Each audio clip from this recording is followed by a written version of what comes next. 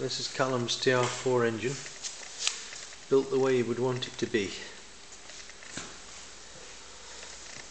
We put a conversion on here, is to get rid of the old oil filter. Look how clean that is, all ready to go. Coil, distributor. The engine is brand new, back to original specifications. We've painted the dipstick blue to go with the car. Everything looking shiny. We've even painted the exhaust manifolds the same colour as the car. And there's the new carburetors fitted. Everything all ready to go to the car.